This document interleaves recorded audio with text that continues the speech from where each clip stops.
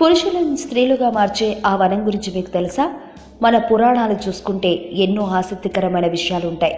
అలాంటి కథల్లో మనం ఇప్పుడు చెప్పుకోబోయే కథ కూడా ఒకటి. అయితే కుమారవనం అని పిలువబడే ఆ ప్రదేశానికి వెళ్ళగానే పురుషులు స్త్రీలుగా మారుతారట. మరి అలా మారడం వెనుక అసలు కథ ఏంటో మనం ఇప్పుడు తెలుసుకుందాం. వైవస్వత మనువు, ఆయన భార్య పేరు శ్రద్ధాదేవి. వీరు సంతానం కోసం ఒక యాగం చేయడం మొదలు పెడతారు. అయితే శ్రద్ధాదేవికి ఆడపిల్లలంటే ఇష్టం. అందుకోసం యాగకార్యం నిర్వహించే హద్దును పిలిచి స్త్రీ సంతానం కలిగేలా యాగం జరిపించమని రహస్యంగా అర్థించింది. ఆ హోదా అదే విధంగా మంత్రాలు చదువుతూ యాగం జరిపించాడు. తత్ఫలితంగా శ్రద్ధాదేవునకు ఆడపిల్ల జన్మించింది. ఆ పాప పేరు ఎలా. ఆశ్చర్యపోయిన శ్రద్ధాదేవుడు వశిష్ఠుని కలిసి, గురుదేవా, పుత్రకాంక్షతో నేను యాగం చేస్తే ఆడపిల్ల పుట్టిందేమిటి? మీ వంటి మహర్షులు ఆధ్వర్యంలో జరిగిన ఈ యాగంలో ఈ అక్రమం ఎలా జరిగింది అని నిలదీశాడు. వశిష్ఠుడు దివ్య దృష్టితో జరిగినది తెలుసుకుని, రాజా శాంతించు, హోత చేసిన తప్పిదం వల్ల ఈ పొరపాటు జరిగింది. అయినా చింతించుకు, ఈ బాలను నేను బాలునిగా మారుస్తాను అని చెప్పి శ్రీ మహావిష్ణువును ప్రార్థించాడు. ఆయన దయతలచి కరుణించగా వశిష్ఠుడు ఎళ్లను బాలునిగా మార్చాడు. ఆ బాలుని పేరు సుద్యుమ్నుడు.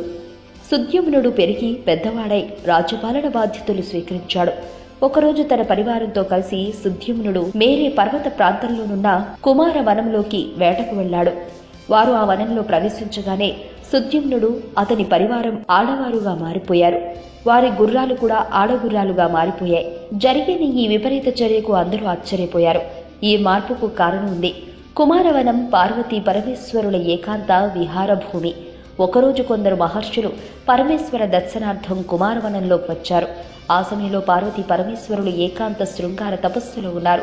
రాకూడని సమయంలో వచ్చినందుకు మహర్షులు పశ్చాత్తాపం చెంది క్షమించమని పరమేశ్వరుని వేడుకుని వెళ్లిపోయారు. అసంతృప్తి చెందిన పార్వతిని పరమేశ్వరుడు బుజ్జగిస్తూ, పార్వతి, బాధపడకు, ఇక నుంచి ఈ వనంలో ఏ పురుష ప్రాణి ప్రవేశించినా స్త్రీ ప్రాణిగా మారిపోతుంది అని వరమిచ్చాడు. ఆ కారణంగా సుద్యుమ్నుడు, అతని పరివారం గుర్రాలు కూడా స్త్రీలుగా మారిపోయాయి. తిరిగి ఎళగా మారిన సుద్యుమ్నుడు చెలికత్తెలుగా మారిన తన అనుచరులతో కలిసి ఆ కుమారవనం వెలుపల విహరిస్తుంటే చంద్రుని కుమారుడైన బుధుడు ఎళను చూసి వలచి మోహించి ఆమెను తనతో తీసుకుని పోయాడు. ఇలా బుధుల ప్రణయానికి ప్రత్యక్ష సాక్షిగా పుట్టినవాడే పురూరవుడు. ఈ విధమైన జీవితంతో విసుగు చెందిన ఎళ తిరిగి వశిష్ఠుని ప్రార్థించింది. వశిష్ఠుడు శివుని ప్రార్థించి ఇళ్లను తిరిగి సుద్యుమ్నుడిగా మార్చమని అర్థించాడు.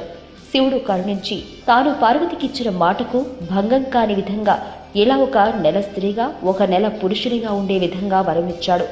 ఈ విధంగా శివపార్వతులు ఏకాంత సమయంలో మునుల రాక కారణంగా ఈ వనంలోకి ఏ పురుషుడు వచ్చినా ఆడవారిగా మారిపోతారని శివుడు పార్వతికి మాట ఇచ్చాడు.